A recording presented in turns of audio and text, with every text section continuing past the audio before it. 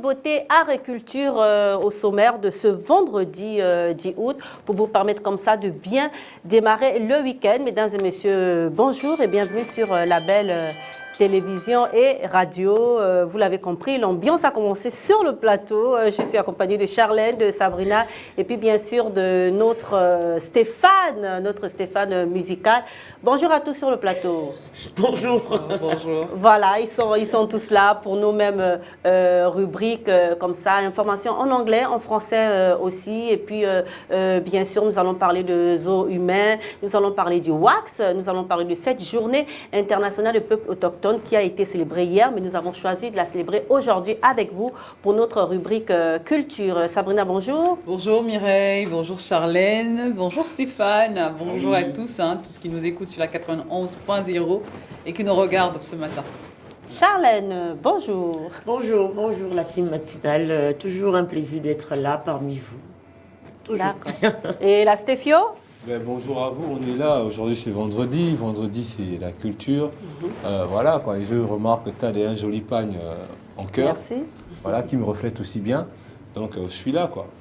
Voilà, tu es là. Et puis, il y aura également avec nous Marie-Paul Rendomina qui sera là pour la chronique culture. Alors, on va démarrer cette matinale. J'espère que vous êtes prêts, que vous êtes calés pour ce petit bol matinal comme ça, pour qu'on se réveille du bon pied le week-end. On est toujours joyeux, on est toujours content. Alors, Charlène, on va débuter?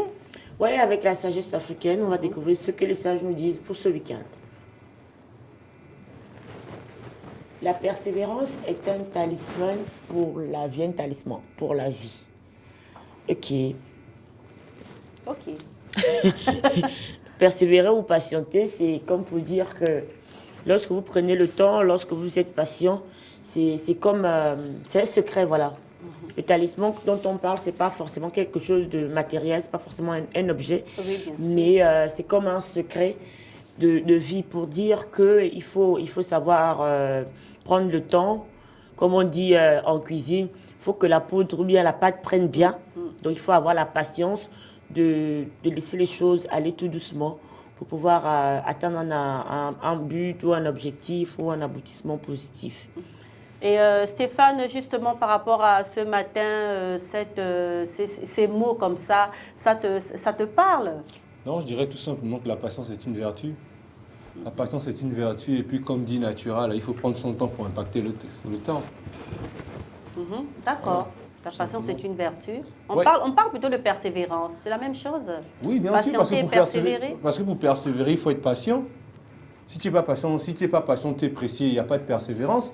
La persévérance nécessite le temps, un temps de combat, un temps oui, de... voilà. C'est voilà. ça, oui. Dans la persévérance, il y a cette dimension combat, il y a la dimension action. Bien Or, sûr. la patience, on peut patienter sans agir, c'est-à-dire sans poser des actions. On peut attendre. Oui, mais lorsque tu poses toujours des actions, même si ton action fait 2 minutes, c'est un temps. Tu vois, c'est un temps, c'est toujours le temps. Même si c'est 2 secondes, il y a un temps de réflexion, il y a un temps de combat, il y a un temps d'action. Oui.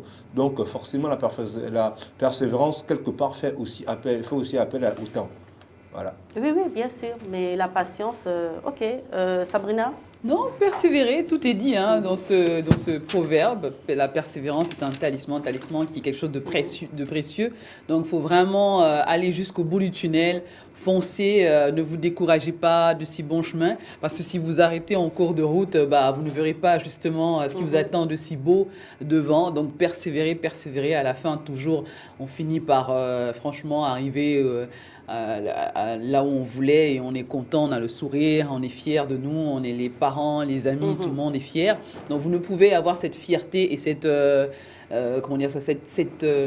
bonheur. Après le bonheur, il est entre guillemets relatif. Ça dépend de les objectifs que chacun se fixe. Donc vraiment persévérer, allez-y jusqu'au bout de vos objectifs que vous êtes fixés. Allez-y à chaque fois, n'abandonnez pas, quels que soient les obstacles ou quel que soit ce que les gens vont dire. Allez, on fonce. D'accord. Exactement, c'est ça la persévérance, c'est agir patiemment. Il faut, dans la persévérance, il y a ce côté action et c'est bon pour la vie. Ça nous permet d'avancer et nous allons avancer avec le message des astres, Charlène. Oui, comme le dit Stéphane, le cosmos, le message du cosmos, donc on va y aller avec.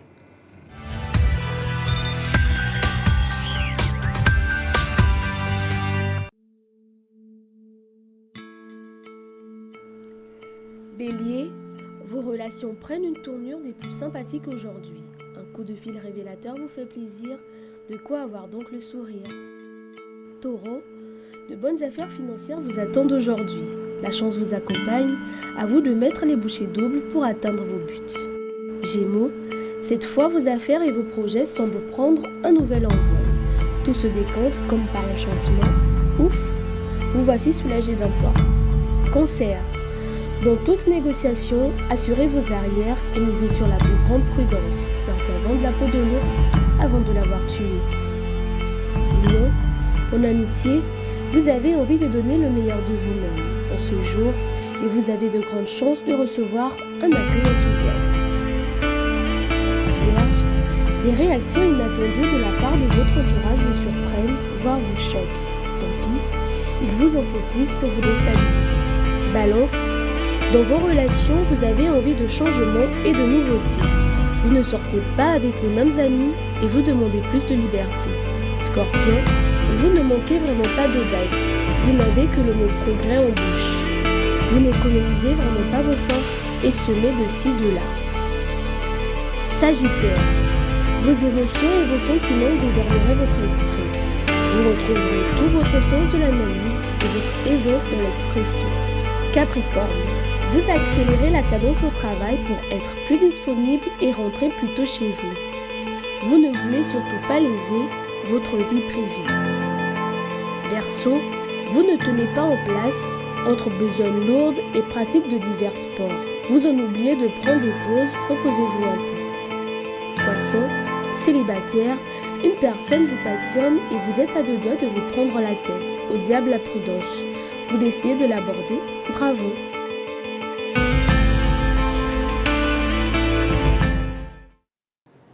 Voilà pour les astres, vous êtes calés, on vous a donné le proverbe du jour, la citation du jour, l'horoscope, les 12 signes. Et puis on va commencer, là on va accélérer la donne, la Stéphio. Oui, bien on sûr, accélère, aujourd'hui, tac, tac, tac, tac, tac. Oui, c'est aujourd'hui, comme disait le grand-père de René Jones, c'est un vendredi anglais, donc on va rythmer un peu ce vendredi en musique. La Stéphio, ça déchire là. Ouais, ça déchire pour un vendredi et c'est bien que j'aime bien voir cette tendance de la colonisation au sens inverse parce que ça prouve bien que ça ne va pas que dans un seul sens. Donc ouais, c'est bien, c'est vraiment appréciable de savoir que c'est pas pour dire Babylone, mais ces Occidentaux s'intéressent à notre musique au point d'en faire. Donc c'est bien et c'est spécial et c'est unique. En plus, il danse, hein, Charlène. Hein, oui, lui, il est dans le rythme. Ouais. Ce qui est bien, c'est que le mélange est parfait. C'est juste la coloration de sa peau qui montre que c'est un blanc et que de l'autre côté, il y a des noirs, des Camerounais qui sont en train de danser. Mais sinon, le gars, il est dans son élément. Et il dit, envoie-moi plus. Il veut que ça go caméra. Hein, Sabouna, il veut... Moi, je me demande bien qu'est-ce qui s'est passé. Mais c'est bien, franchement, c'est bien. Pose-lui la question avec l'accent comme il faut. Bah écoute, franchement, on est content de voir ça, c'est bien, on est fiers, continuez comme ça. On va demander à Clarisse et à Bill qu'est-ce qui s'est passé parce qu'ils sont originaires du Cameroun. Ils doivent être au courant de ce qui s'est passé, cette colonisation dont parle Stéphane. Wow. Non, tout simplement l'amour de la culture africaine, oui, Stéphane. Oui, il a dit qu'il cherchait l'amour un peu partout en Afrique, au Congo, au Gabon, au Cameroun, et il a trouvé au Cameroun, je crois. Ouais. Toute une dédicace à Sago Caméra. Oui, mais ça c'est beau, ça, c'est bien comme ça, de partager les cultures, ça emmène beaucoup de choses. Hein. Et Stéphane, il est très content, comme il le dit si bien. Bien sûr, alors, ce qui compte, c'est la zik, je suis toujours content. Hein. Voilà, donc non, c'est tranquille, j'adore bien cette... Il y a beaucoup de blancs aujourd'hui qui s'imprègnent de la musique des sonorités africaines. Quand même, on va peut-être dire beaucoup d'Européens de race blanche, parce qu'en Afrique aussi, il y a des blancs. Oui, bon, quand je parle des blancs en Afrique, on va parler de Johnny Clerc. C'est le seul blanc qui a, parce que lui, ses roots sont en Afrique du Sud, donc c'est clair que lui, il développe ça depuis fort longtemps. Mais maintenant, cette influence, même au Gabon, j'ai vu un truc du côté de Port-Gentil, un blanc qui a fait un clip où vraiment il s'imprègne de la musique gabonaise. Donc c'est bien, c'est souvent bien cette colonisation au sang au revers. Ouais. Voilà, on va continuer notre thème culture. Nous avons un sujet, Charlène, à l'entame de l'émission. Je disais que hier, c'était la journée internationale des populations autochtones, mais nous avons choisi de célébrer cette journée aujourd'hui parce que c'est tout simplement notre vendredi culture. Oui, effectivement, Mireille, c'est hier qu'a été célébrée cette journée qui a été instituée en 1994 par l'Organisation des Nations Unies. On va d'abord regarder l'élément et ensuite on en discute.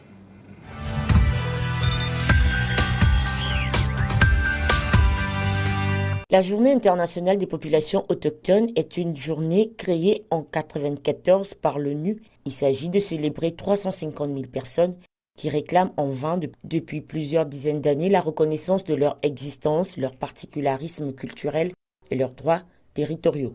Les peuples autochtones comptent parmi les populations les plus vulnérables au monde.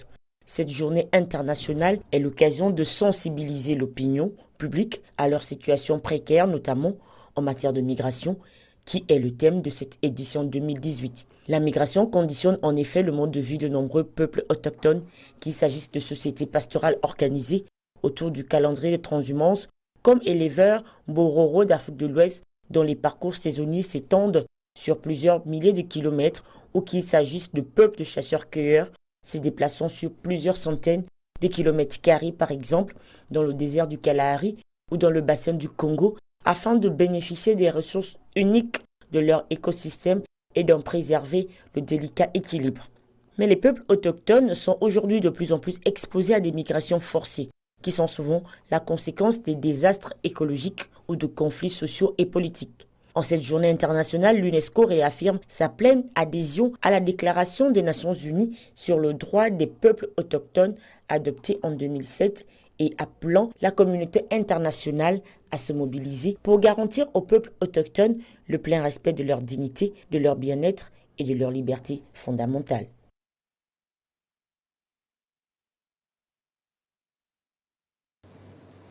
Donc, c'était là une présentation de l'institution de la journée internationale des peuples autochtones.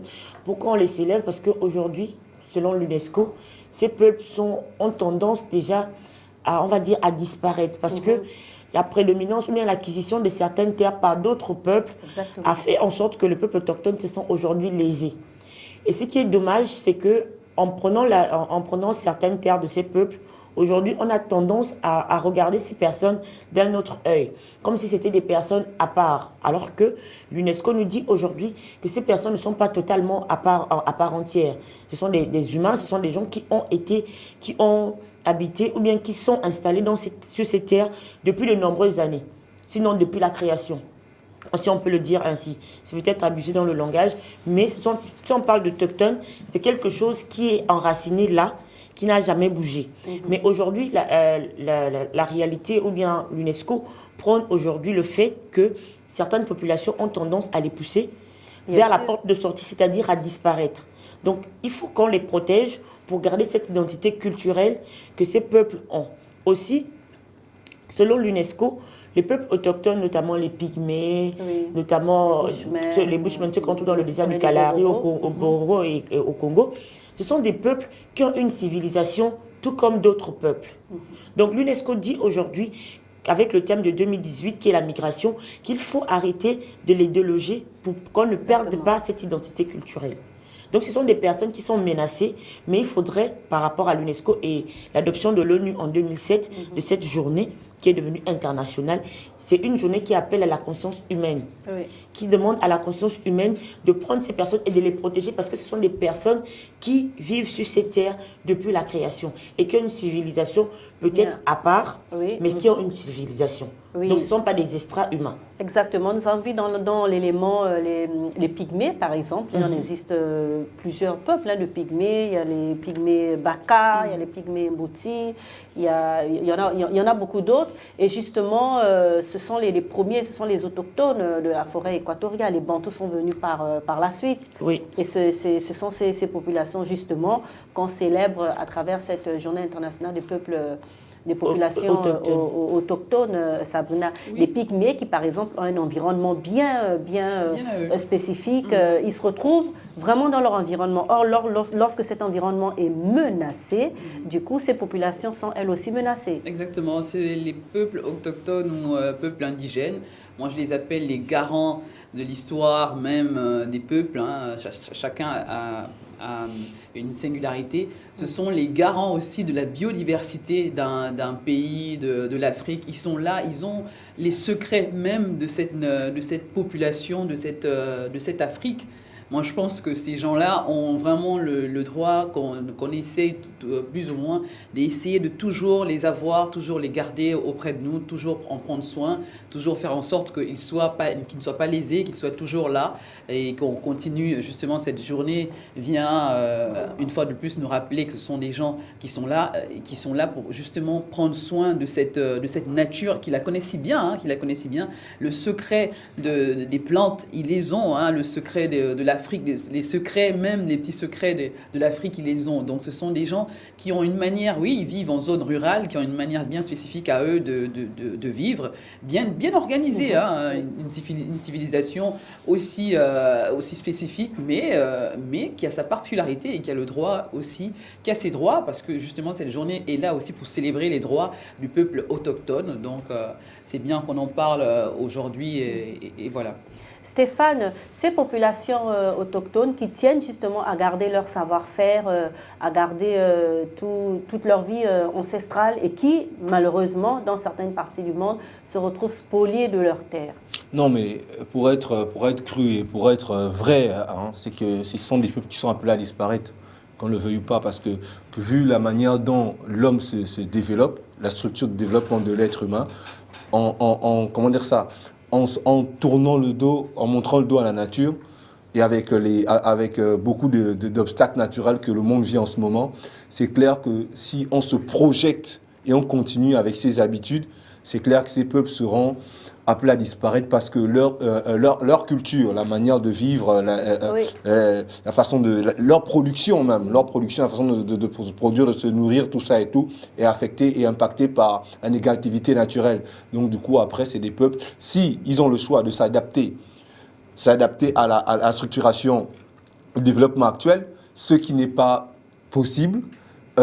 Parce que c'est carrément, comment dire ça, c'est pas, je ne parle pas que pour les pygmées, on parlait des Bushman la dernière fois, eux, ils sont vraiment exposés, donc moi je pense que c'est vraiment, c'est à nous, hein, nous qui sommes déjà, comment dire ça, qui sommes déjà en connexion avec le développement actuel, de se dire qu'il faut faire attention à ces peuples qui sont là, qui protègent bien la nature et qui participent à l'écosystème. Mais si on continue avec nos habitudes de structuration, de développement, ça va être chaud. Des populations autochtones qui justement ont de plus en plus de mal à conserver cette manière d'être, cette manière de vivre à cause de la modernité, qui sont pratiquement obligés de se moderniser aussi. Bien sûr. Ils sont, comme le disait Stéphane, il va arriver un temps où ils seront obligés de se fondre dans la masse économique, culturelle et politique actuelle. Parce que... ça a déjà commencé. Parce qu'eux, ils revendiquent aussi leur voix, leur place dans ce climat sociétal qui se propose à eux aujourd'hui. Donc, je ne sais plus si c'est exactement dans le pays, en Afrique du Sud, je crois, où ils ont demandé à donner leur voix lors d'une élection politique. Et à avoir des représentants, je ne sais plus trop si c'est... J'essaie de parler au conditionnel parce que je ne sais pas trop si c'est en Afrique du Sud ou au Kenya, je suis un peu perdue. Pour dire qu'ils veulent maintenant, désormais, donner de leur voix au climat politique, donner leur avis, tout ce qui se passe dans leur pays.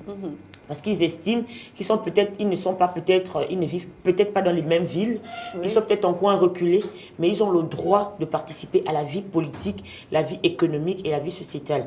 Mais je pense qu'en se fondant dans cette masse, il y a une perte d'identité culturelle qui va arriver à un certain moment. Parce que s'il faut se fondre dans la masse, généralement on en parlait quand on parlait de métissage culturel, il y a toujours une culture qui va en deçà et une autre qui prend le dessus.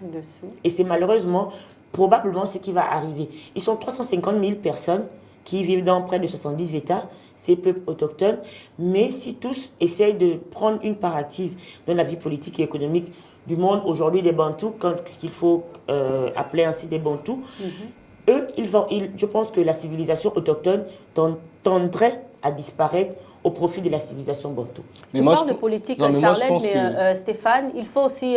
vas-y, finis, vas-y. Moi, je pense qu'il faut bien qu'ils ont, à l'allure que... la façon dont le développement se fait aujourd'hui et le monde, que ça se passe, moi, je pense que c'est bien qu'ils ont un représentant.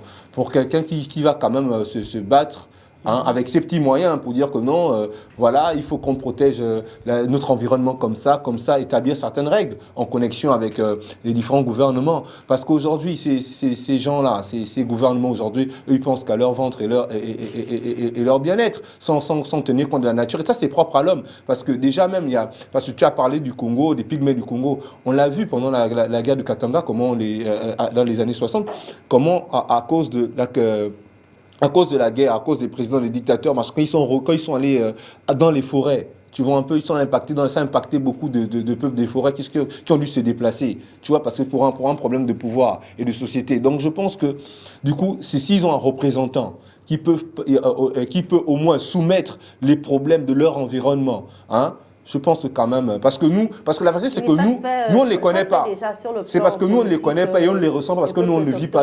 On parle juste des peuples des pygmées, on parle juste des bushman, mais sans vivre la chose. Mais eux, s'ils se battent pour vraiment se faire entendre, peut-être là, nous autres, on pourra tenir compte de leur réalité. Dans le domaine de l'environnement, nous avons parlé sur ce plateau il y a quelques semaines de la jeune Oumarou qui se bat justement par rapport à cet environnement pour les populations Bororo du Tchad. Elle-même, elle est Peul, Bororo du Tchad, et elle se bat pour l'environnement. Ils ont désormais une place, c'est un mode de vie, c'est un choix de vie. Ces peuples ont choisi de vivre comme ça et de ne pas se moderniser. C'est vrai qu'à chaque fois, il y a un phénomène, à chaque fois avec la modernisation, tout ce qui se passe, ils ont tendance à reculer de plus en plus dans les forêts. Mais n'empêche que c'est leur mode de vie, ils ont choisi d'être là. Et ça, ils ont été reconnus comme tels. C'est pour ça, justement, l'Organisation des Nations Unies a institué cette journée. C'est parce qu'aujourd'hui, on reconnaît que ces peuples sont là et qu'ils ont une place à part entière dans l'écosystème, dans le développement du pays.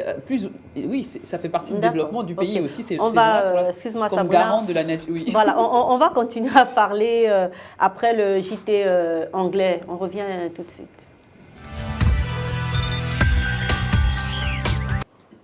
Nous sommes de retour chez vous après cette belle musique. La Stéphio, tu veux bien nous dire un petit mot sur cette jolie musique qui parlait de mariage our wedding. Bien sûr, qui parlait de mariage, qui parlait de joie et tout. Mais ce que j'ai aimé avec ce morceau, c'est le refrain en fait qui me rappelle un morceau de Salt & Pepper dans les années qui faisait Choup, choup, Pérou. Choup qu'il a repris, et franchement ça a attiré mon attention, mais sinon c'est une belle découverte ce matin. Ah d'accord, donc c'est une reprise qu'il est un peu... Ouais, le refrain là entièrement repris, c'est les Salt & Pepper, dans les années 80. Des États-Unis, lui il est du Ghana ou du Nigeria? Non, of course des États-Unis. Pardon? Of course, c'est un célèbre groupe de rap, Salt & Pepper, c'est les premières filles Salt & Pepper, je connaissais, non mais je parle du musicien actuel. Non, lui il est du Nigeria. Voilà, c'est-à-dire des États-Unis au Nigeria, il parle pitching nigérien, c'est un Nigérien. Nous avons un invité, nous sommes avec M. Frédéric Ndunda. Nous allons laisser le soin à Charlène Meza d'introduire un autre invité et puis bien sûr de lui poser des questions sur ce séminaire interministériel axé sur le sport. Il est là pour nous parler de ça. Monsieur Ndunda, bonjour et bienvenue sur le plateau de la matinale. Bonjour, merci. Alors, bonjour Monsieur Frédéric Ndunda. Vous êtes le secrétaire général du ministère des Sports, de la Culture, chargé du tourisme. Et aujourd'hui, vous êtes là pour nous parler du séminaire interministériel pour la redynamisation du sport national. Tout à fait. Le ministère des Sports, de la Culture, chargé du tourisme, a initié, sous le très haut patronage du chef de l'État, un séminaire interministériel pour la redynamisation du sport national. Ce séminaire démarre ce matin et il court sur 5 jours. 5 jours au cours desquels un certain nombre de personnalités, un certain nombre de personnes pouvant parler avec autorité sur de la chose sportive vont se retrouver et plancher sur les problèmes qui minent le fonctionnement de notre sport national. D'accord, justement, monsieur le secrétaire général, en quoi exactement va s'axer ces journées? Exactement sur quoi vous allez vous plancher pour essayer de redynamiser le sport national? Le sport national souffre de beaucoup de maux. Le sport national gabonais n'a jamais bénéficié d'autant d'accompagnement financier, matériel, infrastructurel de la part de l'État. Malheureusement, les résultats attendus ne sont pas au rendez-vous. Il était donc question que nous nous arrêtons un instant pour réfléchir. L'objectif, c'est de donner au Gabon une politique beaucoup plus lisible en matière de sport. L'objectif, c'est de mettre en place un cadre juridique, je voudrais dire contraignant pour tous les acteurs du domaine du sport. L'objectif, c'est de mettre en place également des contrats d'objectifs avec tout ce qui anime le sport. Nous devons cesser avec cette façon de faire qui voudrait que l'essentiel pour nous, les Gabonais, c'était de participer aux compétitions. Nous voudrons désormais, nous souhaiterions que désormais nos athlètes, nos équipes, quand elles sont en compétition, elles ne vont pas uniquement pour participer, elles vont également avec l'ambition de gagner. Donc des contrats d'objectifs seront donc négociés avec tous les partenaires pour que lorsque l'on a bénéficié des soutiens importants de l'État, on prenne également un certain nombre d'engagements et qu'on puisse en répondre lorsque les résultats ne sont pas au rendez-vous. Mais la question que je voudrais poser, monsieur le secrétaire général, c'est que le monde sportif sur le plan national est rempli de beaucoup de maux. Il y a beaucoup de dissensions et beaucoup de disparités prônées par certains acteurs de ce monde sportif. Aujourd'hui, avec ces séminaires, est-ce que vous êtes sûr que vous allez fédérer toutes ces énergies pour pouvoir aboutir à l'objectif que vous vous assignez? Je crois que toutes ces énergies, toutes ces forces qui semblent de fois opposées les unes aux autres ont un seul objectif, c'est de voir le sport émerger, c'est de voir le sport atteindre les résultats qui sont attendus, de permettre aux Gabonais de temps en temps de rêver et de concrétiser un rêve. Lorsque vous avez des compétitions que vous organisez, imaginez l'attente des Gabonais, des populations gabonaises, des supporters gabonais qui sont chaque fois trahis, chaque fois déçus des résultats. Je pense qu'aucun supporter gabonais ne voudrait que les choses continuent ainsi. Tous ceux qui, d'une manière ou d'une autre, parlent du sport, voudraient que le sport avance. Donc nous, l'objectif, c'est de fédérer toutes ces énergies, fédérer toutes ces personnes et ensemble se dire quelle est la stratégie que nous devrons donc mettre en place tous ensemble pour arriver à ces résultats auxquels nous souhaitons arriver. D'accord, monsieur le secrétaire général. Donc, on espère qu'au sortir de ce séminaire, des résultats seront. Mais il y a aussi un problème, parce que quand on parle du sport au Gabon, généralement, on a tendance à penser plus football. Alors qu'il y a d'autres sports connexes qui y sont, notamment le basketball, le handball, le volley et bien d'autres. Aujourd'hui, on a tendance à voir que c'est le football qui a une prédominance sur les médias nationaux. Qu'en est-il des autres sports? Le football a effectivement une place prépondérante dans la vie sportive au Gabon, et pas seulement au Gabon. Le football, c'est le sport roi. Personne ne lui discutera sûrement cette place. Mais les grands résultats, les médailles, les dernières médailles que nous avons eues aux compétitions internationales, elles ne sont pas venues du football. Je voudrais rappeler la médaille d'argent d'Anthony Obama aux Jeux Olympiques de Londres. Là, tout dernièrement, des jeunes étaient à Alger à l'occasion des Jeux africains de la jeunesse. Il y a 5 médailles qui ont été obtenues lors de ces Jeux. C'est une médaille de bronze en taekwondo, une médaille de bronze en tennis de table, une médaille de bronze en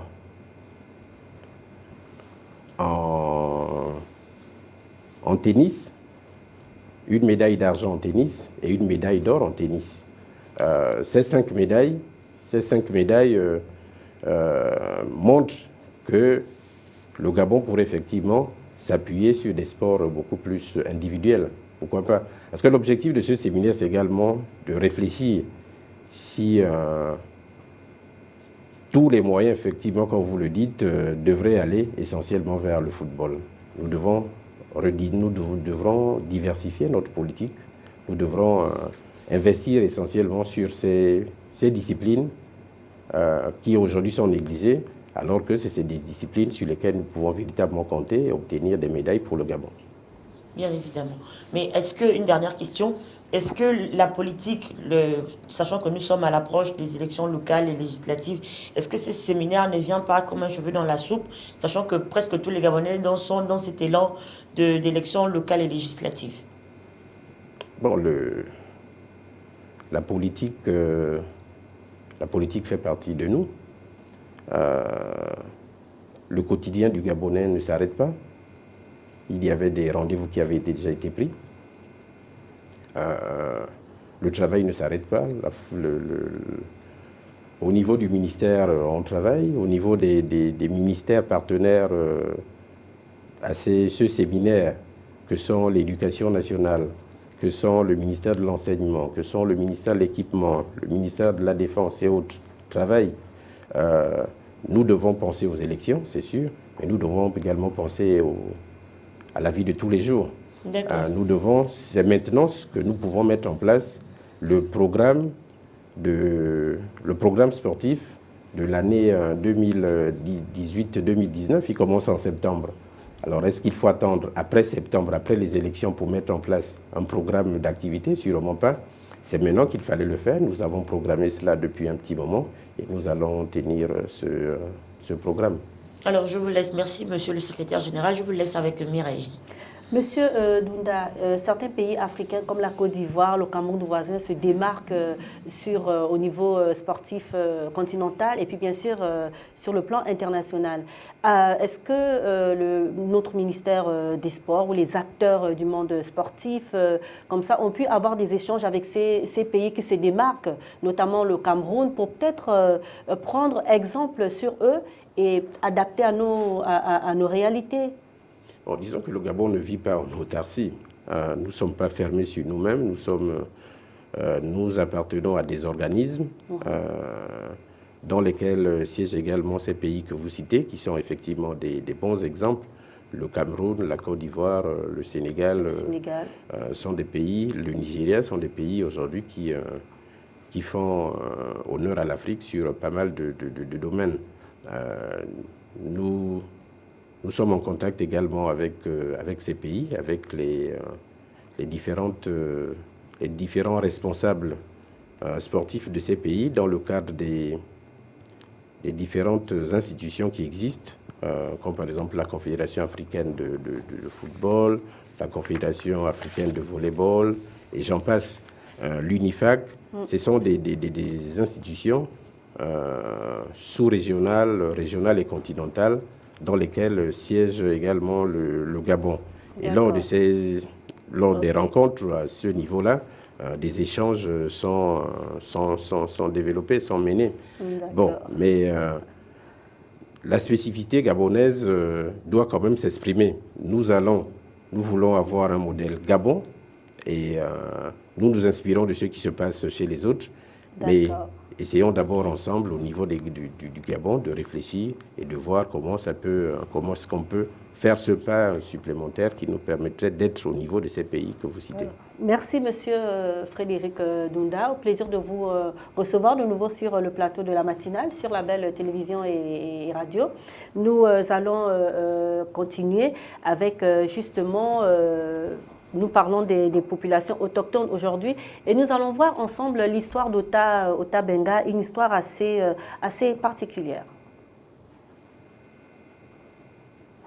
Il est de ceux dont le nom ne cesse de hanter l'histoire de l'esclavage contre les peuples noirs. Son nom ne s'est point perdu dans les méandres du temps et de l'histoire. Comme un souffle, il résonne à travers le vent qui effleure la cime des arbres de la grande forêt équatoriale. Ota Benga. Retour sur l'histoire d'un homme qui a su nous faire parvenir le murmure de sa voix. Né vers 1883 dans le Royaume Congo, actuelle République démocratique du Congo, Otabenga est un pygmée Mbunti. Comme son peuple, la tribu des Bunti, il se contentait de chasse et de cueillette. Au début des années 1900, une attaque de la force publique, l'ancienne police congolaise, contre son campement va profondément modifier le cours de son existence. Sa femme et son enfant furent assassinés par cette force publique. Absent au moment de l'attaque, il fut capturé dès son retour au village par les hommes armés. Ces derniers l'abandonnèrent dans un village habité par des Bachilélèbes, d'où il fut repris aux marchands d'esclaves par le missionnaire Samuel Phillips Werner, grâce notamment à quelques morceaux de tissu et du sel. Cet Américain, également homme d'affaires, avait pour mission de récupérer des autochtones du continent pour les ramener aux États-Unis dans le cadre de l'exposition universelle de 1904 organisée à Saint-Louis dans l'État du Missouri. Au cours de l'exposition, Otabenga doit se produire devant les visiteurs, jouant entre autres d'un instrument de musique traditionnelle appelé le molimo. Par ailleurs, les visiteurs lui donnent des pièces de monnaie pour qu'il montre ses dons jugées particulières. Rappelons qu'à cette époque, les sociétés européennes et américaines blanches raffolaient des os humains, des spectacles déshumanisants dans lesquels des Africains noirs étaient mis en scène dans des cages de zoo. Selon le musée du Quai Branly de Paris en France, qui s'en est excusé en 2012 à travers l'exposition L'invention du sauvage, 1,5 milliard de personnes auraient visité ces spectacles d'un autre âge. En 1905, il retourne brièvement au Congo avec celui qu'il avait préalablement acheté. Cette expédition, planifiée par Werner dans le but de réunir un maximum d'éléments tels les voix pour les livrer dans les musées américains, transforme Otabenga en guide de la région. Ce dernier donne des conseils à l'homme d'affaires quant à la manière d'éviter des attaques d'animaux sauvages et l'aide à négocier avec la population locale. En contrepartie, l'Américain lui explique le fonctionnement de certains objets. Entre chaque excursion, Otabenga retrouve sa vie d'avant et se marie aussi avec une femme nommée Toa. Lorsque cette dernière meurt d'une morsure de serpent, Otabenga, proche de Werner, est considéré comme sorcier et banni par sa belle famille. Ces mésaventures l'auraient encouragé à retourner aux États-Unis. Il quitte donc la région du Kasaï en juin 1906 et arrive à New York après des escales en Sierra Leone et en Angleterre. Le 27 août 1906, il est exposé aux zoos du Bronx de New York. La fonction reste la même, divertir les visiteurs. Le 8 septembre de la même année, Benga perd sa liberté en étant cette fois-ci placé dans un enclos de la zone Monkey House du zoo, c'est-à-dire la division du parc consacrée aux singes. Dans le cadre d'une exposition destinée à promouvoir les concepts de l'évolution humaine et le racisme scientifique, il est désormais encouragé à interagir avec les clients de manière à les distraire en compagnie d'un orang-outan et d'un perroquet. En l'espace d'une seule journée, près de 40 000 personnes se rendent au zoo afin d'apercevoir Otabenga. Cette exposition suscita de vives critiques du clergé baptiste noir qui menaça de poursuivre en justice les dirigeants du zoo. Sous la pression, ces derniers décidèrent de rendre sa liberté aux jeunes Congolais. Entre septembre 1906 et 1916, Otabenga parvient à s'intégrer dans la vie américaine. Des orphelinats où il a été placé après sa libération, il étudie et obtient même plusieurs petits emplois jusqu'à son transfert à Lynchburg, en Virginie. Le 20 mars 1906, dépressif et animé par le mal du pays, il finit par se suicider d'une balle dans la poitrine avec un revolver qu'il avait dérobé. La tombe où il a été enterré reste un vaste mystère, comme nombre d'esclaves ayant suivi la même trajectoire que lui. Parler d'Otabenga est un devoir de mémoire. Mort anonyme il y a 102 ans, mais reconnaissance universelle. En effet, aujourd'hui, son histoire reste vive dans la mémoire des peuples afro grâce à des monuments ou œuvres biographiques. Voilà, c'est l'heure du JT français. Il est présenté par Sabrina Massima. On revient en deuxième partie de votre programme matinal. A tout de suite. Toujours culturellement chez vous, aujourd'hui, nous avons vu un peu l'histoire triste d'Otabenga, ce pygmée congolais qui a été emmené dans les zoos humains, notamment aux États-Unis, Charlène. Oui, Otabenga qui a eu une histoire assez triste. Et je te le disais hier, Mireille, que j'ai vraiment pas envie de lire son histoire parce que c'est tellement douloureux. Oui. Un être humain qui est réduit à un animal, hein, parce que sa vie a été vraiment une vie monstrueuse. Il a passé son temps dans un zoo. Quand j'imagine comment, c'est vrai qu'après on va dire que les animaux sont bien traités, mais mettre un humain face à dans une cage avec des animaux et des gens qui viennent admirer. Ordinaire en fait, Oui. un extraterrestre à la limite, c'est dire, je veux dire quoi? Je veux dire, c'est le degré de, c'est un haut niveau pour moi de cruauté. Tout simplement, oui, c'est inhumain. C'est inhumain, c'est de la cruauté pure et simple. On va parler d'exploitation, on va dire, parce qu'on n'est pas dans le même contexte, on n'est pas en 1900, on n'est pas ceci, mais je suis contre parce que à cette époque, il y avait déjà des peuples qui vivaient dans le Congo. Parce que c'est un Congolais, quand l'histoire le retraite. Pygmée Bounty, oui. Un pygmée, c'est un autochtone de son pays. Oui, c'est pas comme quelqu'un qui est tombé du ciel et puis on ne sait pas d'où il est originaire. Il était originaire du Congo. Oui, il avait toute son humanité. Voilà. Et on a retiré en lui cette humanité pour faire de lui un animal. Un animal. Et on voit... En le mettant dans une cage avec des animaux. La cruauté encore, Mireille, c'est que c'est un révérend qui le prend sous son aile. Oui, c'est un missionnaire. C'est un missionnaire qui le prend sous son aile.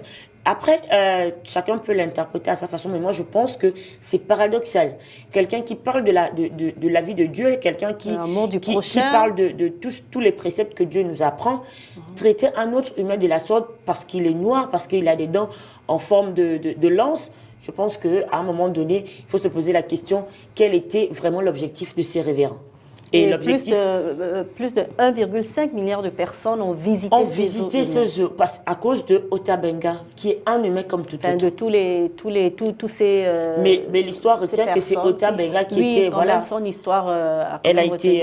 Mais après aujourd'hui, c'est quelqu'un qui est, on va pas dire adulé, mais des hommages sont rendus pour justement. Oui, bien sûr. Et d'autres s'excusent du fait que le traitement de Tabenga était inhumain et qu'aujourd'hui, les hommages dans la ville dans laquelle il est mort, en Virginie, à Leech. C'est-à-dire un peu partout dans le monde, il y a des stèles qui sont dressées pour rendre hommage à Otabenga, pour dire que voilà, on s'excuse du traitement qu'il a eu, c'est un pygmée, ceci, cela. Mais après combien de temps quelqu'un a passé une vie de misère? Après, moi je suis pas contre le fait qu'il se soit excusé, mais moi, je dis mordicus que c'est inhumain. Oui. Nous parlons là donc des eaux humains, notamment avec l'histoire d'Otabenga. Et puis nous continuons, Stéphane a toujours comme ça une musique de côté, un petit live pour nous permettre de communier avec un artiste du continent ou d'ailleurs. Alors Stéphane, aujourd'hui, le live du jour, qui vas-tu nous présenter? On va aller avec un vendredi jazz, et donc allons-y avec les démos, on revient après.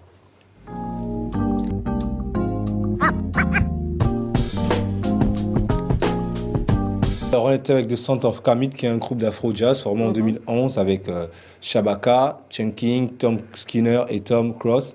Ce groupe utilise le saxophone et les clarinettes pour donner de la musique jazz mélangée au rock, au folk, à des musiques urbaines. C'est un groupe qui a eu le prix, qui a sorti un album en 2013 aussi qui s'appelle Burn et qui fait une tournée européenne en ce moment, qui est vraiment un groupe de fusion. Donc, les Sons of Kamit, c'est un groupe qui mélange un peu les sonorités africaines aussi, et caribéennes et mélangées au jazz. Comme on a vu sur l'écran, le dernier album qui s'appelle Your Queen is Reptile. Ça veut dire que ta reine est un reptile. Qui est un album qui vibre avec des nouvelles sensations musicales, parce que là, il y a vraiment des sons nature, comme le vent, le son de l'eau, l'aquatisme, et vraiment, c'est vraiment un plaisir à découvrir. En fait, ils reproduisent le son des éléments naturels, c'est ça? Ils ajoutent à leur manière de jouer comme musique, du en fait. À leur musique, c'est ça, le son le vent, le son du vent, de l'eau, tout feu. ça. Ouais. On en appelle ça en musique des bruitages. Ah, ok. Ouais, c'est un peu plus simple de dire bruitage. Alors, c'était donc le live jazzy. Ouais, très jazzy. D'accord. Eh ben, on continue avec toi, Stéphane, toujours en musique. On passe du live au flashback. Oui, bien sûr, on va aller avec un ancien musicien déjà très connu de la scène musicale africaine internationale qui s'appelle Francis Bébé, qui est un poète. Et on revient.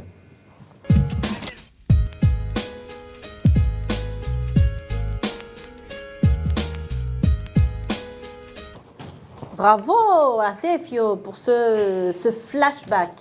Alors, on était avec Francis Bébé, qui est un classique de la musique camerounaise et de la littérature, parce que c'est un poète. Et Francis Bébé, il est né le 15 juin 1929 à Douala. Et il a normalement appris les mathématiques. Ensuite, il a été passionné par la radiodiffusion. Donc, il est allé à l'université pour apprendre la radio. Et ensuite, il est allé aux États-Unis, et lorsque le Ghana, qui a été le premier pays d'Afrique à avoir son indépendance en 1957, il est revenu en Afrique parce que c'est Kwame Nkrumah, l'ancien président, qui l'a appelé, et il a travaillé au Ghana pendant que radiodiffuseur. Donc du coup, Francis Bébé, c'est un poète qui va rester éternellement dans les cœurs des Africains, tout simplement. Voilà, merci la Stéphio. Mais il y avait ce petit instrument-là, comment tu l'appelles On l'appelle la sanza. La sanza. Ensuite, on peut aussi l'appeler le mariba bambou. Donc, marimba bambou. Ça dépend de la culture. Oui. Ici en Afrique centrale, on l'appelle plus la sanza. Mais de manière générale, on l'appelle, même dans le logiciel virtuel, on l'appelle le marimba bambou. Et on le joue où, à part en Afrique centrale? Il est joué où? Il est joué en Afrique de l'Ouest, en Afrique au Nord, je ne sais pas, mais en Afrique de l'Est beaucoup, et au Sud de l'Afrique aussi. D'accord. Nous parlons beaucoup de culture aujourd'hui. Nous avons vu la musique, nous avons vu quelques cultures. Et là, nous faisons notre petit instant gourmand dans la forêt équatoriale pour vous présenter quelques fruits comme ça de forêt. Ce sont vraiment des fruits qu'on trouve dans nos forêts. Et pour la plupart du temps, il faut aller en profondeur. Dans la forêt et dans les villages, ce sont des fruits de saison, c'est-à-dire on ne les trouve pas toute l'année. Alors nous avons ce gros fruit rouge là, comme ça.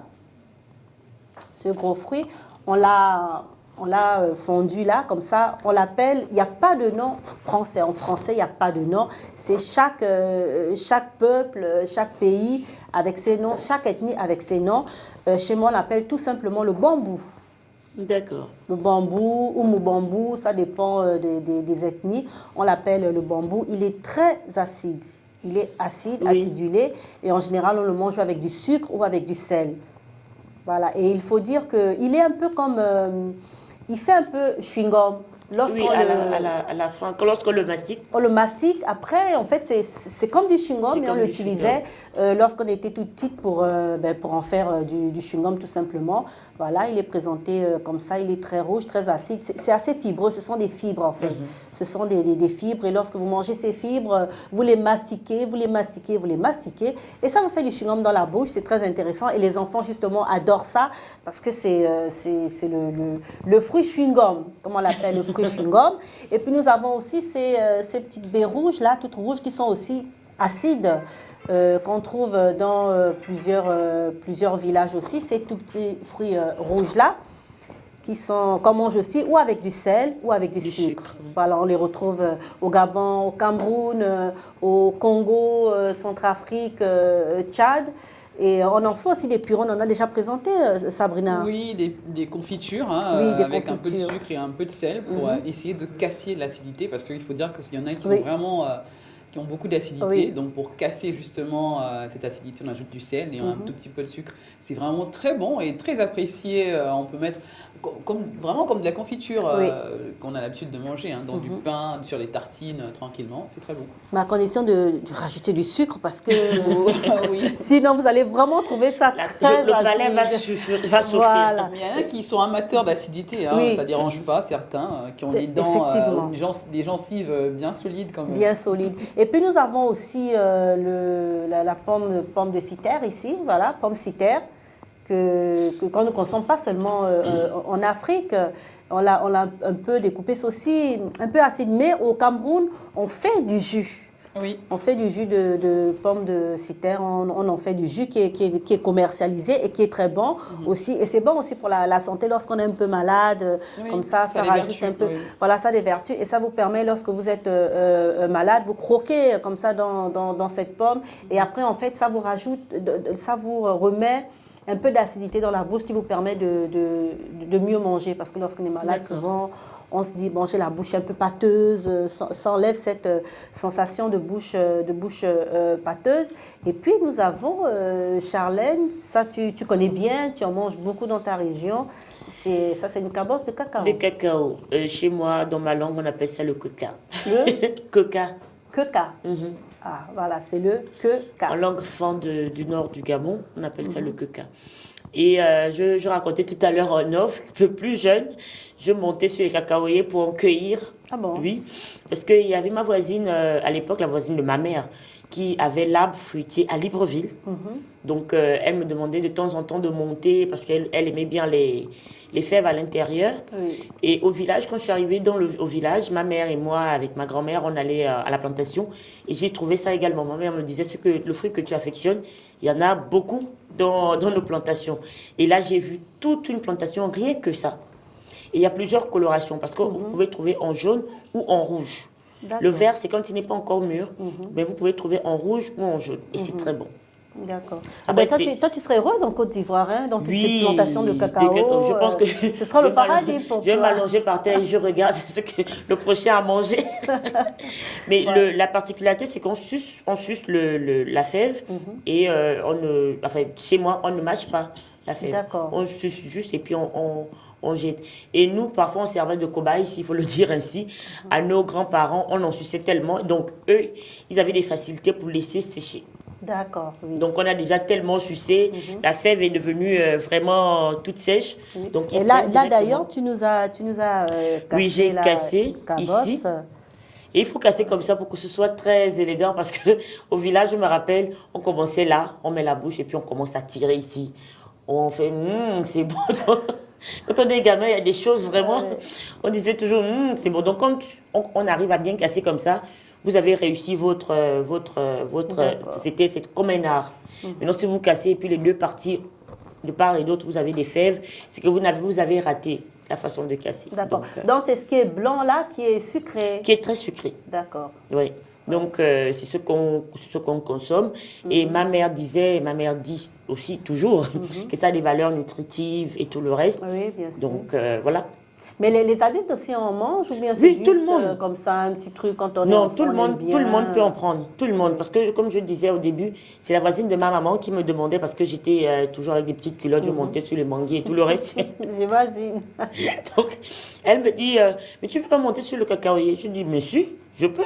Donc, quand je jetais les fruits, tel un singe, hein, je cueille, je jette, et elle en bas, elle est derrière, elle en bas, elle dit, bon, je te réserve combien?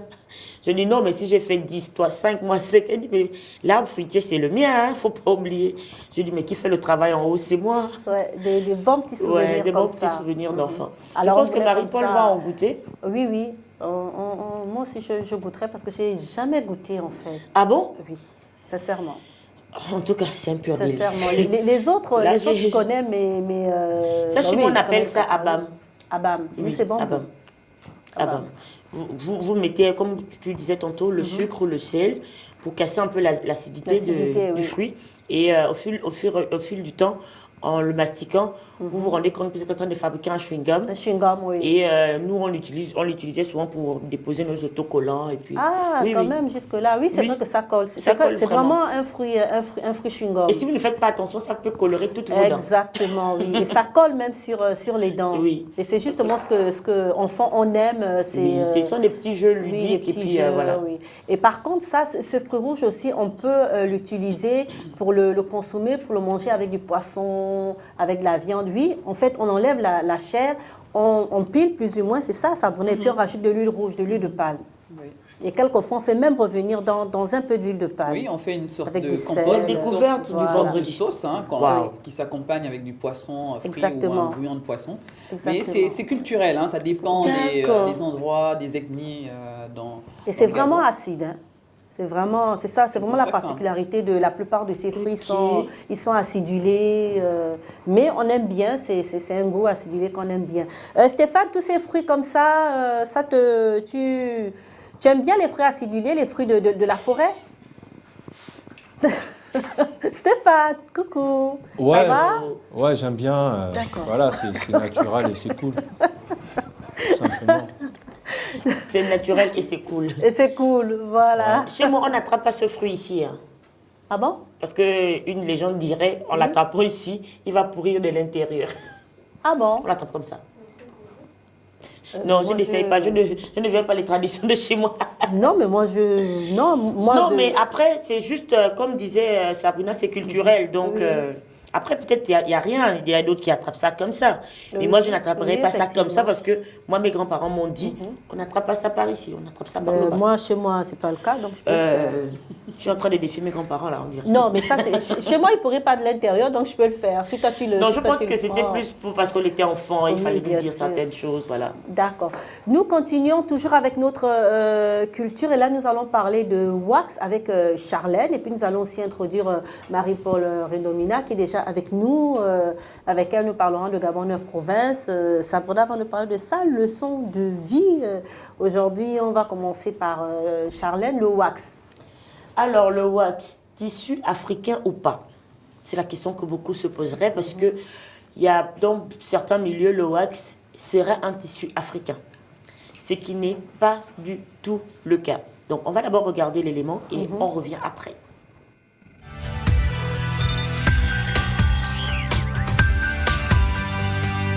Symbole de savoir-faire multiculturel, le wax est empreint d'histoire et de tradition.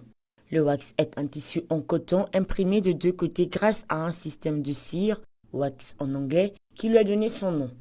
Il habille aujourd'hui des millions d'Africains, mais d'où vient donc ce tissu? Si le wax est fortement associé à l'Afrique, ses origines seraient pourtant indonésiennes. À la fin du 19e siècle, les colons anglais et hollandais découvrent la méthode d'impression des batiks javanais à l'aide de la cire. Ils s'en inspirent pour imprimer des motifs très colorés sur les étoffes de coton qui séduisirent rapidement les Européens. Les soldats ghanéens qui combattent pour la force coloniale hollandaise furent également conquis par ces nouveaux imprimés d'excellente qualité. Une fois leur mission achevée, ils font voyager le wax jusqu'en Afrique, où il connaît très vite un grand succès. Les Hollandais se lancent alors dans une production massive qui transite par le Ghana pour être revendue dans toute l'Afrique. Dès les années 1960, le Ghana cherche à concurrencer le wax hollandais par la création d'usines locales et une augmentation considérable des droits de douane. De nouveaux pays africains suivent cet exemple et se mettent alors à fabriquer leur propre wax. La fabrication du wax provient donc du mélange de techniques d'origine indonésienne, hollandaise et ouest-africaine. Elle reprend la technique du batik traditionnel mais de façon mécanique. Une réserve de cire est appliquée dans les deux interstices de deux rouleaux de cuivre sculptés selon les motifs à appliquer. L'étoffe, ainsi protégée par des motifs de cire, est trempée dans une teinture à l'indigo puis exposée à l'air. Les couleurs secondaires sont ensuite appliquées à la main ou imprimées directement avec des planches. Cette technique d'impression permet à l'étoffe de baigner dans la teinture. Le wax est aussi éclatant au recto qu'au verso sans envers, ne déteint pas et ses couleurs ont une tenue exceptionnelle.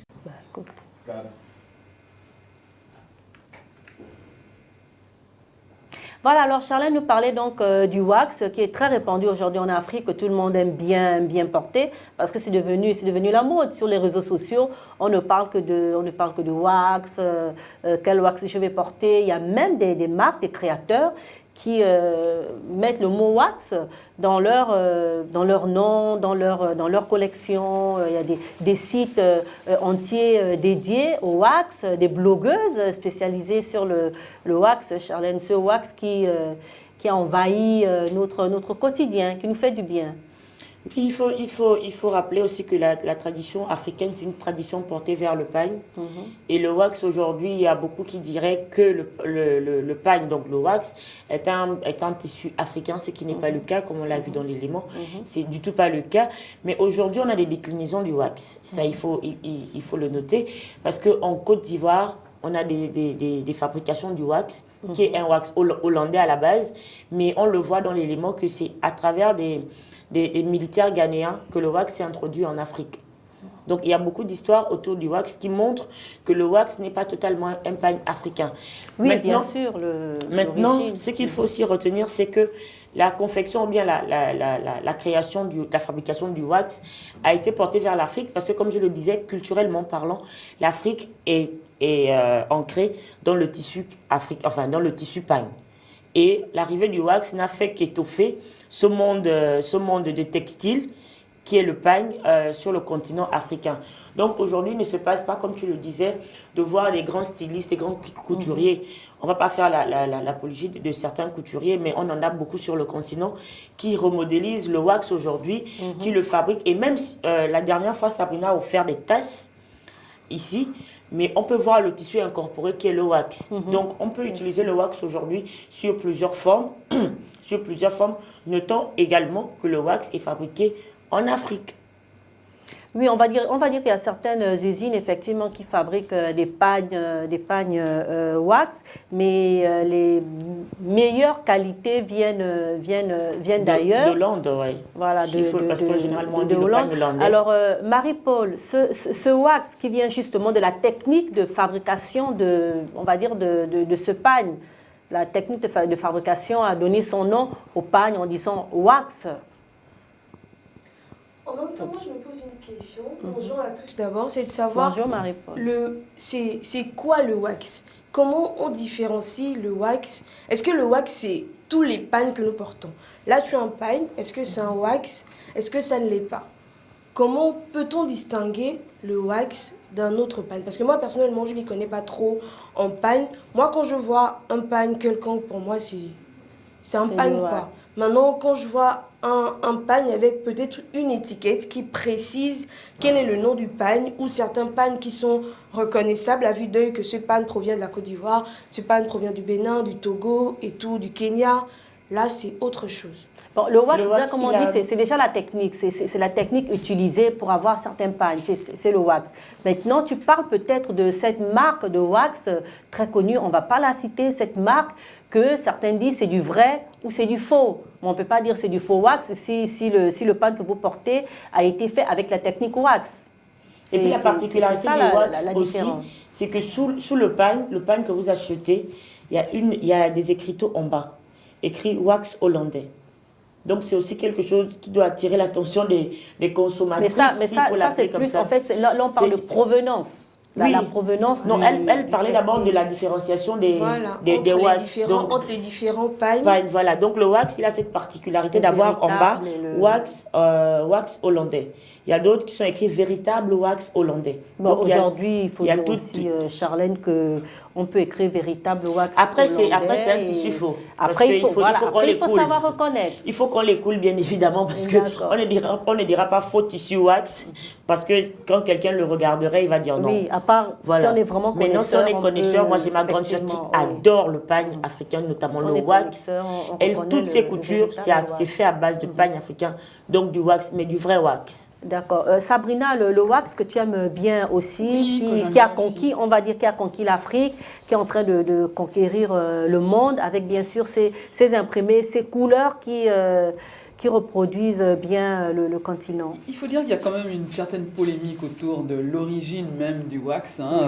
Au Bénin, au Ghana, la fabrication en grande quantité a été faite par les Hollandais en premier, qui ont emmené le wax au Ghana, au Bénin. Il y a vraiment toute une polémique autour du wax. Mais ces imprimés, cette manière de le faire à la main, comme ça, dessiner ces triangles, c'est vraiment africain, et c'est typiquement africain. Et ça, il faut le dire. Peut-être après, cette manière comme ça d'en faire en grande quantité a été faite en Hollande, mais l'origine, ces imprimés que vous voyez, même les noms donnés à ces pagnes, à ces wax, étaient faits par des Nana Banks au Bénin, au Ghana, qui ont commercialisé, qui ont vraiment promulgué le wax à un niveau aujourd'hui qu'il est aussi connu. Mais il y a vraiment une petite amalgame sur cette histoire de vraiment l'origine même du wax. Et ça, on pourra en revenir, on pourra en parler. Mais, du moins, les imprimés restent tout de même des imprimés africains imaginés par des femmes africaines, Oui, mais il faut dire que cette compagnie qui fait ces wax écoule la plus grande partie de sa production en Afrique. Et donc, si elle écoule sa plus grande partie en Afrique, près de 90%, forcément, il faut des motifs africains, il faut des couleurs. Moi, je pense que c'est justement la base. Se faire écouler. Bon, je ne dirais pas, je ne veux pas rentrer dans le débat de Nana Banks et tout le reste, parce que je ne maîtrise pas forcément. Mais selon l'histoire, il est dit que le wax a Oui, été non, fait bien pour être sûr, vendu oui. en Afrique. Oui. Donc, Donc, la il faut coloration, respecter les couleurs, les thématiques c'est pour que abordées ça sur les puisse différents être pagnes vendu. et les imprimés sont pour l'Afrique. Exactement, c'est destiné à l'Afrique. Donc il après, faut forcément ça a été prendre les repris symboles. par le Ghana, le Bénin et tout le reste, mais ça a d'abord été en Hollande et ils ont c'est fabriqué venu, effectivement, pour l'Afrique. oui, oui, Donc oui. c'est pourquoi, C'est- c'est aussi la raison pour laquelle aujourd'hui, à 90%, les pagnes sont écoulées sur le continent africain. Avec des motifs, Avec des des motifs couleurs, africains. avec tout ce qui reproduit l'Afrique pour que justement les Africaines puissent se l'acheter reconnaissent et se reconnaissent, Si on nous surtout. donne des symboles ou des couleurs dans lesquelles on ne se reconnaît pas, l'Africaine ne va pas difficile acheter. d'acheter. Voilà. Et déjà l'Africaine, c'est celle qui aime les couleurs, celle qui aime... elle s'habille avec beaucoup de choses. Donc ça plaît forcément. Aujourd'hui, dans le wax, il y a des nouvelles couleurs. Il y a du fluo, par exemple. On voit des wax avec des couleurs fluo, avec du rose bonbon, du rose fuchsia, des couleurs qui sont aussi très tendance. C'est exactement ça, parce que la modernité ou l'innovation, c'est de montrer aussi et c'est de contextualiser tout ce qu'on fait. Oui, parce bien qu'ils sûr. ne peuvent pas garder les mêmes imprimés qu'ils avaient en 1900 et les Exactement, amener en 2000. oui. Il n'est pas question de garder toujours la même configuration. Donc l'innovation et la modernité Elle va encore changer. Oui. implique aujourd'hui de s'adapter au contexte actuel de la vie. Donc, vous voyez, il y a des jeunes filles aujourd'hui qui s'habillent rien qu'en wax Oui, pour aller effectivement, au bureau, oui. ce qui n'était pas Et faisable. même pour il y a se peut-être- marier, il n'y avait pas les 10 mariages, ans où, l'état civil, effectivement. beaucoup de personnes prennent le wax et le modernisent à leur façon par rapport aux coutures et aux stylistes. Et presque dans tous les événements, on peut voir des femmes habillées en pagne de wax. Exactement. Stéphane, on parle de wax. Le wax aussi concerne les hommes du continent. Quel est ton regard sur ce wax, ce phénomène wax? Tout à l'heure, j'ai écouté l'intervention de Sabrina et je suis d'accord avec elle parce que on va dire, c'est vrai que même si on le fabrique en Hollande ou bien en Europe. Bon, il y a des sociétés aussi, Ouais. il y a quelques petites sociétés en Afrique. Oui, mais on sait que là-bas, La plus grande partie, oui. c'est en Europe. Mais le feeling reste africain, c'est le plus important parce que c'est ça, c'est ce qui est bien. Moi, je vois plus le côté artistique et le côté artistique, c'est le feeling. Donc pour moi, je pense que voilà, l'Afrique doit vraiment être aussi fière de dire que la créativité, elle vient de là. Tu vois, maintenant, après, les méthodes de fabrication, je sais pas, les tissus, les fibres, tout ça, peut-être, c'est pas de nous, mais je pense que la base, c'est ici. Donc, on a ce droit de se revendiquer en se disant que, ouais, le wax, il est africain, parce que le feeling, c'est ce qui donne la vie à l'objet qu'on fabrique. C'est ce qui donne l'objet à la vie, à l'objet qu'on fabrique. L'Afrique, c'est ça, ce sont les couleurs, ce sont les symboles. Marie-Paul, on reste dans ces couleurs, dans ces symboles, avec notamment le festival Gabon 9 provinces. Oui, dans le cadre de la célébration du 17 août, qui est la fête de l'indépendance du Gabon, le ministère de la Culture organise chaque année, ça va faire maintenant 2 ans, le festival Gabon 9 provinces. Et durant ce festival, c'est la culture gabonaise qui est mise en exergue. Donc les 9 provinces du Gabon devront passer à tour de rôle. C'est durant 10 jours du 7 au 15 août. Chaque province sera représentée à travers des rites, comme on le voit à l'écran, des danses, une nuit, des masques. C'est comme vous le voyez à l'écran, on voit un monsieur avec une lance. Il représente sa culture, sa tradition, il représente la province. On voit des femmes qui dansent. Elle représente la province du Moyen-Ogooué. C'est un rite initiatique. Là, on voit des tableaux, des œuvres d'art. Durant ces 9 jours, le Gabon, sinon la culture du Gabon, sera mise à l'honneur. D'accord. Et nous sommes au 3e jour de ce 4e jour de ce festival. Donc, il reste encore 5 jours. Alors, concrètement, que peut-on retrouver pour chaque jour? Concert, exposition, danse, qu'est-ce qu'on peut retrouver? Oui, c'est comme je l'ai dit tantôt aussi, par rapport, si aujourd'hui, déjà il faut le préciser que le 15, ce sera le G9, donc la province du Haut-Lantem, celle qui représente un peu la majeure partie de la population gabonaise. Merci beaucoup. Merci beaucoup. Qui sera là pour la représenter, bien évidemment. Et comme tu le disais tantôt, c'est rites, danse, œuvres d'art, œuvres artisanales, tout ce qui représente la province de tout un chacun sera donné au vu et au su de tous. D'accord. Et pendant tout ce festival, quelle est l'innovation par rapport à la précédente édition? Est-ce qu'il y a des innovations dans ce Oui, ce des festival? innovations, il y en a, parce que déjà, l'année précédente, il n'y avait pas la nuit du masque. Cette année, il y aura la nuit du masque. Durant cette nuit-là, c'est les masques de chaque province qui seront représentés. Par exemple, moi, je suis du G8, de l'Ogooué-Maritime. Si je ne connais pas peut-être un masque de chez moi, là, pendant le ministère de la Culture me donnera l'occasion de savoir quel est le masque qui représente ma province, et ainsi de suite, durant les 9 provinces. Et l'innovation de cette année, c'est pour chaque groupe, des prix seront décernés. Et il y a un jury, un comité qui est mis en place qui décernera à chacun, selon la performance qu'il aura faite, un prix. Un groupe de danse, c'est ça? Groupe de danse, art culinaire, art plastique, c'est selon la catégorie de tout un chacun. Donc toutes les provinces sont représentées, on va dire. Bien sûr. Et il toutes faut les tout de même disciplines signaler artistiques. qu'un hommage sera rendu au professeur Atanga Atos qui nous a quittés il n'y a pas longtemps. Donc le ministère de la Culture a mis les petits plats dans l'écran pour qu'un hommage lui soit rendu. Et j'espère qu'on va suivre toute l'actualité avec toi, Marie-Paul. Bien sûr. Et que vendredi prochain, tu seras là pour Je serai du côté de l'avenue Jean-Paul II. Oui. Et là, vous aurez de belles images par rapport à ce festival Gabon 9 provinces.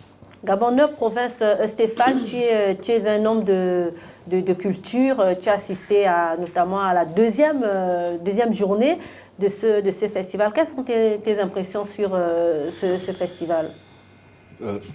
L'initiative, elle est bonne, mais après c'est l'objectif. Parce que moi, je pense qu'en tant qu'homme de culture, on célèbre la culture tous les jours. C'est pas, c'est pas maintenant parce que nous sommes, on approche, peut-être le contexte fait en sorte que comme ça, on approche au fait de l'indépendance et autres, qu'on met la culture gabonaise en valeur. Mais moi, je pense que la culture au Gabon mérite plus que ça, en fait. Parce qu'elle est tellement riche. Il y a tellement de plus que ça, c'est-à-dire plus qu'un festival? Oui, vraiment plus qu'un festival. Il faut des festivals pour mettre, parce que cette culture ne va pas juste se limiter au niveau national, il faut l'international. Il faut que ce soit international. Comme exemple, les Nigériens aujourd'hui arrivent à nous dompter avec leur culture. Donc après, il faut un vrai financement, il faut un vrai réseau artistique pour mettre. C'est ce que moi j'attends personnellement de la culture gabonaise. C'est pas juste le segmenter au niveau national. Après, mais ça, le Premier ministre à l'ouverture, il a dit qu'il veut que le festival puisse être international. Donc, c'est-à-dire que la culture gabonaise s'exporte à travers le Gabon 9 provinces. Donc, on suppose, là on n'est qu'à la deuxième édition, on espère qu'à partir de la troisième édition, donc l'année prochaine, cela se fera. Alors, on va espérer, hein. on va être dans l'espérance, comme on l'a toujours fait de toute façon.